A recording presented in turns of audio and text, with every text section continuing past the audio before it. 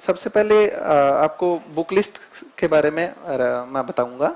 जैसे हिस्ट्री के लिए मैंने 3 एनसीईआरटी पढ़ी थी, ओल्ड वाली। उसके अलावा जैसे मॉडर्न इंडिया का पोर्शन था, वो कुछ मतलब जो स्पेक्ट्रम से या कुछ इन सब चीजों से जो थोड़ा सा जिसमें फैक्चुअल डिमांड करते हैं, उनसे तैयारी की थी। और उसके बाद में प्रीलिम्स में आता है अपने ज्योग्राफी का पोर्शन, उसके लिए एनसीईआरटी की थी। साथ में कुछ यूट्यूब से लेक्चर, जैसे मृणाल के लेक्चर हैं, वो सब मैंने किए थे। फिर पॉलिटिकल साइंस में मैंने लक्ष्मीकांत पढ़ी थी। और उसके अलावा कुछ टॉपिक्स होते हैं, उनके लिए कुछ नोट्स जैसे करंट के हैं तो मैगजीन वगैरह हम पढ़ते हैं, वो सब चीज़ें कवर करते हैं। इकोनॉमिक्स के लिए मैंने यूट्यूब पे जो चैनल वगैरह है उनका सहारा लिया था। मृणाल की जो लेक्चर्स है ना, वो पढ़े थे। और साइंस टेक के लिए मैंने करंट का पोर्शन पढ़ा था। पीटी 365 देखी होगी सबने, वो पढ़ी थी साइंस टेक के लिए।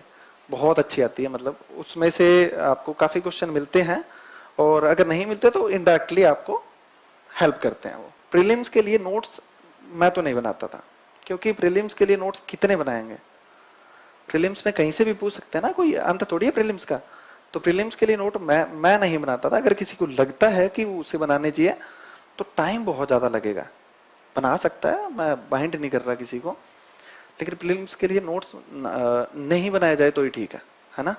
और जो भी मटेरियल पढ़ रहे हैं आप, एक तो अपनी आदत होती है कि हम लोग बुक्स पे बड़ा बिलीव करते हैं। बहुत सारी किताबें उठा के ले आएंगे, और लाइब्रेरी में या जो भी रूम में बैठते हैं ना, वहां पे इतनी इतनी बुक्स जब सजी होगी तभी हमें सुकून मिलता है कि हाँ यार अब ठीक है, अब पढ़ाई यूपीएससी वाले लग रहे हैं।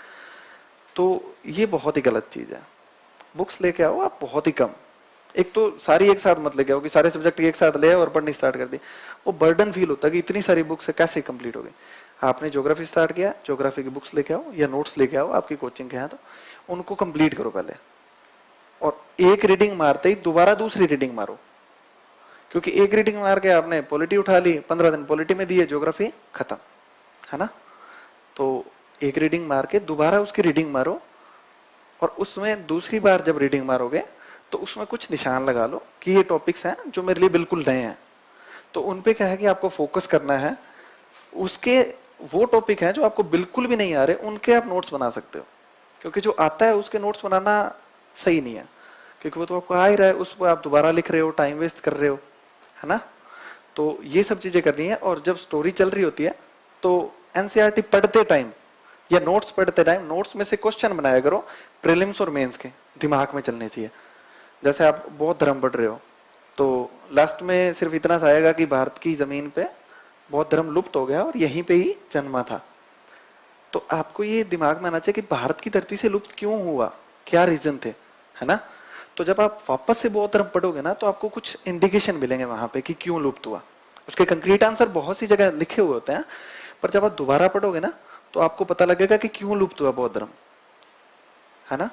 तो ये क्वेश्चन आपके दिमाग में चलनी चाहिए। सिर्फ पढ़ना हमारा ऑब्जेक्टिव नहीं है, हमारा ऑब्जेक्टिव है कि जो क्वेश्चन आएंगे और थोड़ा घुमा के पूछती है यूपीएससी, उनको कैसे अपन को सॉल्व करना है, ये हमारा ऑब्जेक्टिव होना चाहिए। तो दिमाग पढ़ते टाइम हमेशा क्वेश्चन मार्क दिमाग में ही रखना चाहिए।